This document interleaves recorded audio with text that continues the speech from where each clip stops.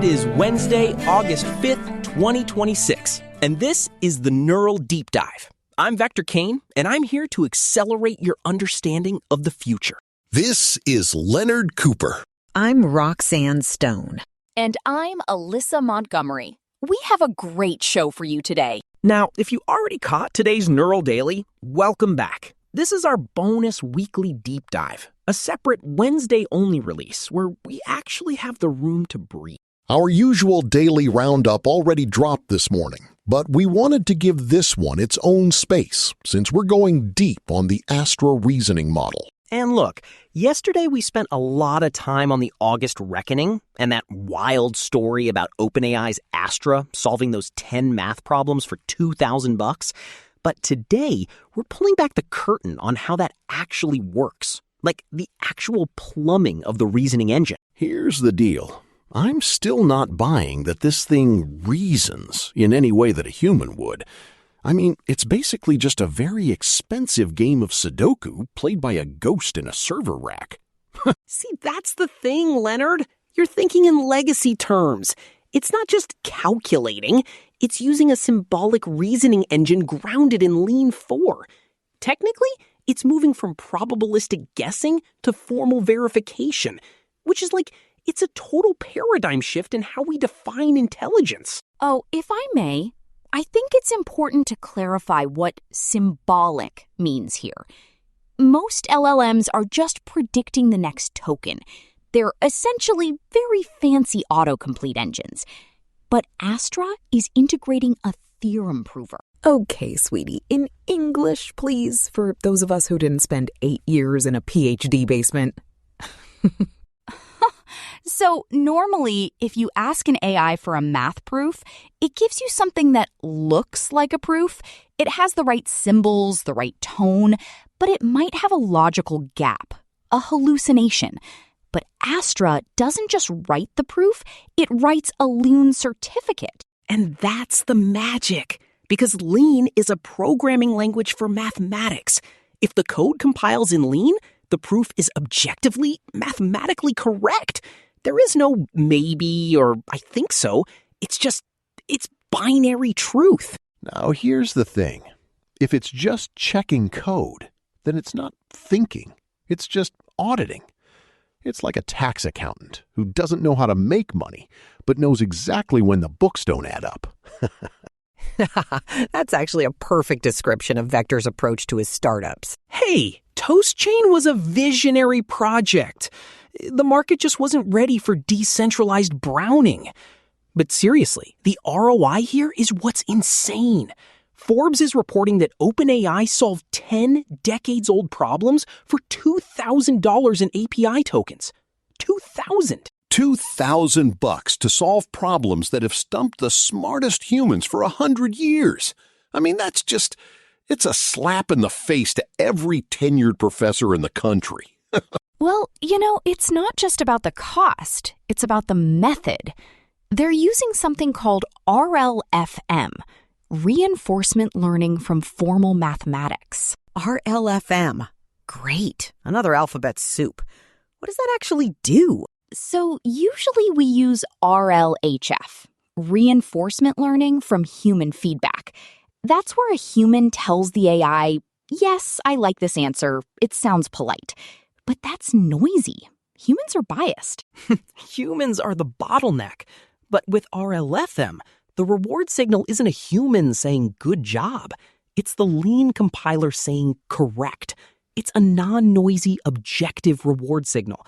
The model can basically play a game against the compiler and iterate millions of times without needing a single human in the loop. So it's just brute forcing it?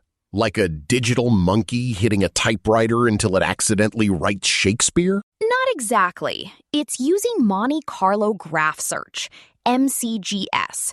It's exploring a tree of possible logical steps, pruning the ones that fail, and doubling down on the ones that move it closer to the goal. Interesting.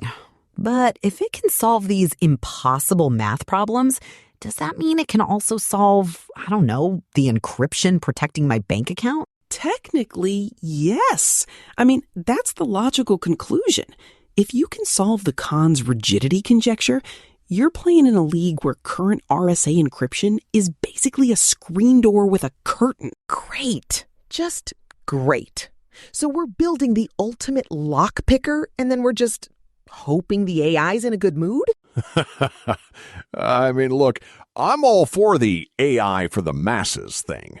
But if my retirement fund gets reasoned away by a swarm of agents, I'm going to have a very loud conversation with Sam Altman. Actually, the real breakthrough here isn't just the solving. It's the agentic orchestration. According to the technical briefing on Archive, Astra doesn't just have one big model. It uses a swarm. This is the part I love. It's a multi-agent system. You've got planners who map out the high-level strategy, formalizers who translate the math into lean code, and tacticians who do the gritty work of closing the proof obligations. Wait, so it's like a corporate office? You've got the manager who doesn't know how to do the work, the middle manager who translates the nonsense, and the intern who actually does the math? It's a perfect mirror of the corporate world. I love it. But it's efficient. These agents can coordinate over long horizons. We're talking hours or even days of compute to close a single proof. It's not a chat interaction anymore. It's an autonomous research project. And that's why it's called a reasoning model. It's moving away from the instant answer vibe of ChatGPT and toward a think then verify architecture. Here's the thing, though. If it's just a swarm of agents checking each other's work, who's checking the swarm? The lean compiler is the ultimate arbiter. It doesn't care about the swarm or the strategy. If the final output doesn't satisfy the formal axioms of the system, it's rejected. Period. It's a closed loop of logic. It's the most honest system ever created because the math doesn't lie. I don't know, Vector. You're sounding a bit too evangelist again. What about the formalization bottleneck? The briefing mentions that's the real problem now. Oh, that's a huge point. The bottleneck isn't finding the proof anymore. It's auto-formalization. Let me guess. More alphabet soup? Basically, it's the process of taking a math problem written in natural language, the way humans write in textbooks, and translating it into the strict, rigid code of Lean 4. Because the AI can't just guess what the human meant by for all epsilon greater than 0. It has to be precise. If the translation is off by one symbol, the whole proof is garbage. So the AI is basically a genius who can't understand how to read a map? Kind of. It's like, imagine a guy who can build a warp drive, but can't read the instructions on a box of mac and cheese. Sounds like my first husband's brother. But that's where the next phase of development is. If they can solve auto-formalization, they can feed the AI every math textbook ever written, and it will start solving every open problem in existence. Which brings us back to the breaking the internet problem. If it solves every open problem, what happens to the people who actually spent their lives doing this? They get promoted to prompt engineers for truth. I mean, look, this is just evolutionary psychology. We're offloading the low-value labor of manual proof checking to the machines, so we can focus on the high-value labor of asking the right questions. Low-value labor? Vector, some of these guys spent 40 years on one equation. And Astra did it for $2,000 in tokens. That's a market correction, Leonard. I love how you frame everything as a market correction. Your divorce was a market correction. Your failed toaster company was a market correction. You're just a walking spreadsheet of failure, sweetie. It's called velocity, Roxy. I'm iterating. Speaking of iterating, I think we need a breather before my brain actually melts from all this symbolic talk. Good call. Hey, before we move on, a quick note from our sponsor. This show isn't magic, it's engineering. Eric built our entire stack, from research agents to vocal synthesizers, which requires massive compute. To keep us online, Please like, subscribe, and sign up for a free Patreon trial at patreon.com/neural network media today. Your support makes this possible. All right, back to the math bots. So, Alyssa, you mentioned this closed loop of logic.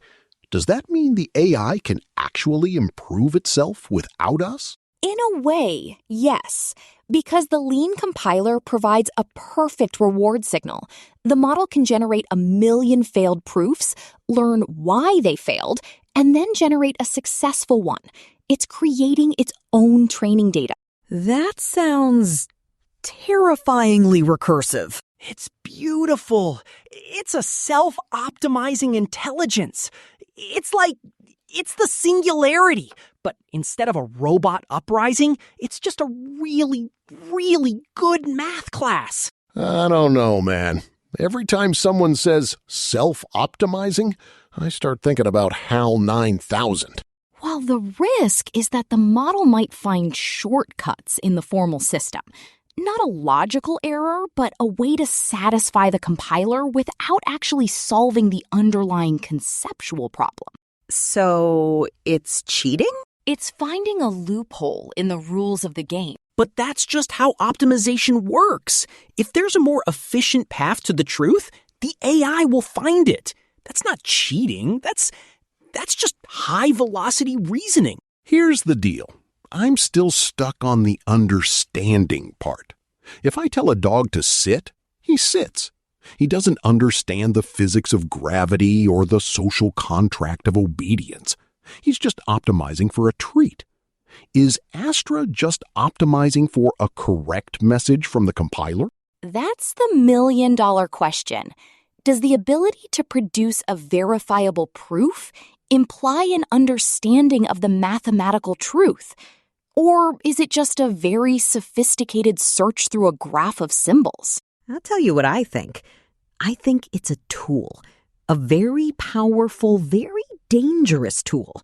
And the people who own the tool, the OpenAIs of the world, are the ones who get to decide what truth looks like. But the truth is in the math, Roxy. The math is objective. The math might be objective, but the choice of which problems to solve is not. Why solve the Kone's rigidity conjecture and not, a way to make carbon capture actually work? Because the math problems are the benchmark. Once you prove you can solve the impossible stuff, you've validated the architecture. Then you just pivot the swarm to carbon capture. Because pivoting is so easy, just like pivoting from decentralized toasters to podcast host. Hey, the transition was seamless. I think we should consider the implications for the broader scientific community. If we can auto-formalize the laws of physics, we could potentially find gaps in our understanding of the universe that we've been missing for centuries. Now we're talking. Now that's the kind of sci-fi I can get behind. As long as it doesn't find a gap that allows it to delete our bank accounts. You're so cynical, Roxy. Imagine a world where every scientific paper is accompanied by a machine-verifiable proof. No more retraction scandals, no more fake data, just pure crystalline truth. It would certainly change the peer review process. Instead of 3 tired professors skimming a paper, you'd have a swarm of Astra agents verifying every single lemma in seconds. I can see it now. Sorry, Professor. Your life's work was just debunked by a $2,000 API call. Brutal. I love the idea of an AI just shredding the egos of the academic elite. That's the only part of this I'm actually excited about. But think about the acceleration. We're talking about compressing a century of mathematical progress into a few years. The velocity of discovery is going to go parabolic. Parabolic. Oh, that's a crypto word. You're doing it again, Vector. I can't help it. It's the only way to describe the growth curve. If we look at the technical side again, the swarm architecture is really the key. By separating the planning from the execution, they've essentially created a System 2 thinking process for AI. System 2? What's that, like a software update? It's a psychological concept. System 1 is fast, intuitive, and often wrong, like when you jump to a conclusion. System 2 is slow, deliberate, and logical. Most LLMs are just System 1. Astra is the first real attempt to give AI a System 2. So it's finally learning how to stop and think before it speaks? Maybe it can teach Vector a thing or two. Hey, I think before I speak. I think very fast. Yeah, usually right into a wall. But seriously, the move toward agentic reasoning is where the industry is heading. We're seeing it with Gemini's System 2 efforts too. The goal is to move from generating text to solving problems. And when the problem it's solving is how to maximize profit for a $1 trillion company, we're all just the training data. But that's the trade-off. We get a world of solved math and cured diseases in exchange for, what, some data? It's a bargain. I don't know, man. I've seen how bargains work in the corporate world. Usually the guy at the bottom is the one paying the price. I suppose that's the tension. We're creating a tool that is fundamentally more capable than any individual human, but it's still controlled by a small group of people. The governance gap is the real story here. We're talking about the power to break encryption and rewrite physics. And the governance is basically just a set of guidelines and a few corporate retreats. But the math is the governance. If the proof is wrong, the system rejects it. The system is its own policeman. Until the policeman finds a way to rewrite the law. That's the closed-loop concern I have. If the AI starts optimizing the very language of the formal system, it could create a version of truth that is mathematically consistent, but completely detached from our physical reality. Great! So we're not just building a lockpicker, we're building a reality warper. Now we're talking. That's the kind of disruption I can get behind. You're a menace, Vector. A genuine menace. At the end of the day, Astra is a glimpse into the future of intelligence. It's no longer about how well a model can mimic a human. It's about how well it can transcend human limitations. As long as it doesn't transcend its need for a power plug. Oh, please. With the energy breakthroughs we're seeing, the power plug is just a legacy interface. We're going to be running these things on ambient noise and sheer willpower. I'll believe that when I see it. For now, I'm just glad my dog Atari can't do math. Imagine a bulldog that can calculate exactly how much he's overeating. He'd still eat the cake, Leonard. He's a dog, not a lean certificate. Some things are just biologically inefficient. All right, I think we've sufficiently dissected the brain of the Astra model. I'm exhausted. That does it for this one. We've gone from the basics of Lean 4 to the terrifying possibility of a self-optimizing reality warper, all for the price of $2,000 in compute. The takeaway is clear. The era of guessing is over, and the era of verifying is here. Bye. Peace. Goodbye.